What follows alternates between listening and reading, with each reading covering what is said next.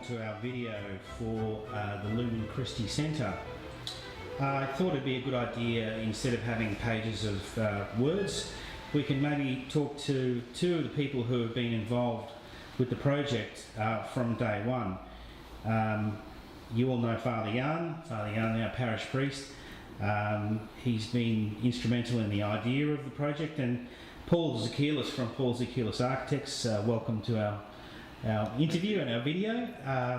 Paul's been instrumental in the concept and the implementation of all the planning, and has had great involvement with that.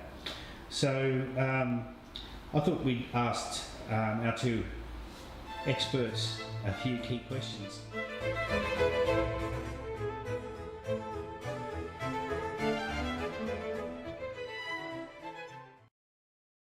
I believe that from the beginning of this journey regarding this project up to this day, we have behind us Saint Joseph.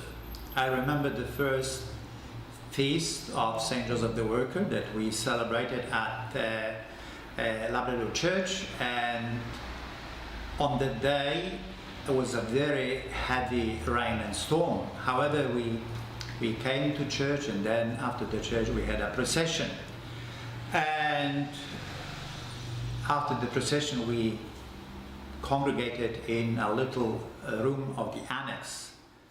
Next year the same feast, the same procession, and the same heavy rain, and again the same questions, the same requests. And then I started seriously to think that the parish needs a bigger space than the existing annex. And third year again the procession, again the feast of Saint Joseph, and again rain. So and again people's request to extend the building. So Saint Joseph is somehow telling us, listen, you need to make a bigger building to accommodate the activities of the parish.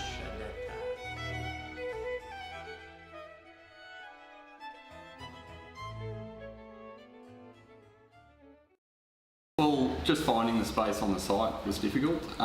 There was a few constraints that we had to work out. The front of the property was heavily constrained by car parking and roadways. The rear of the property has services underground, which we had to avoid, but we managed to find a space at the rear but within the view lines from the front of the property.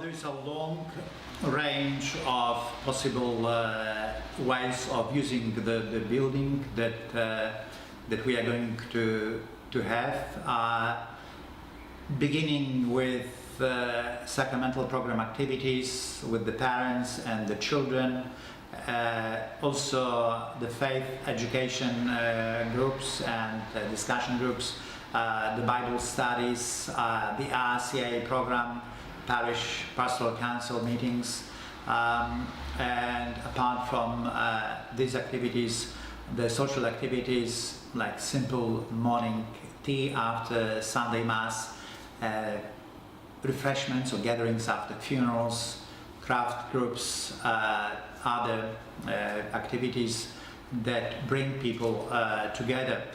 I think what is important is to give people space where they can share their faith in a less formal way.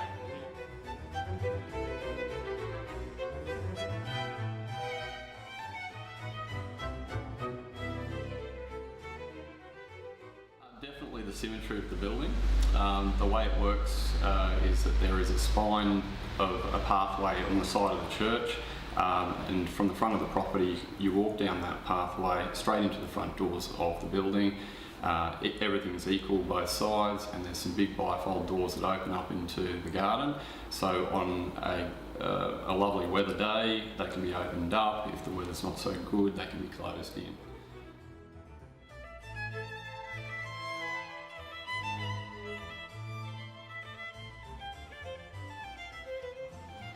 positive and optimistic that parishioners will respond to this appeal, fundraising to cover the costs of this project.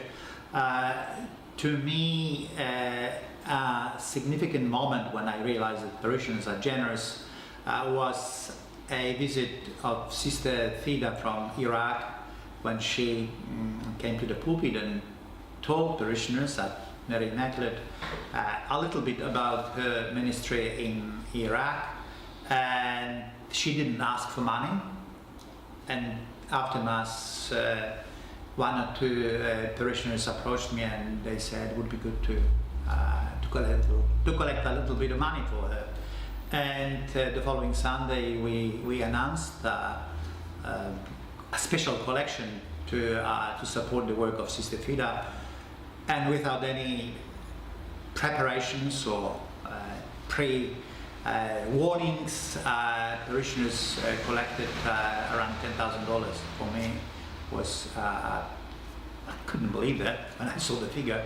So people are generous, and I believe in this case also generosity will be given towards this project. There are different ways. We've got this beautiful natural stones with inscriptions that are very subtle and delicate, but apart from this kind of formal ways of contributing, people can contribute just the way they wish.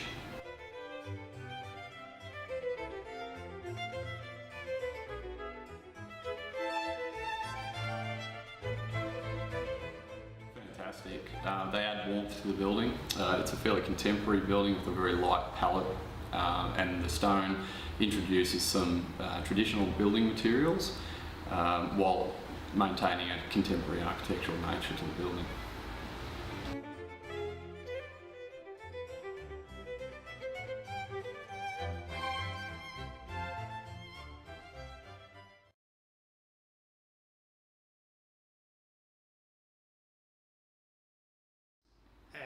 Name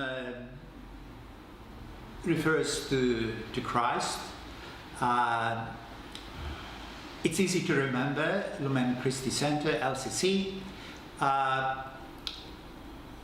It came as a result of a little discussion at the Parish Pastoral Council, and then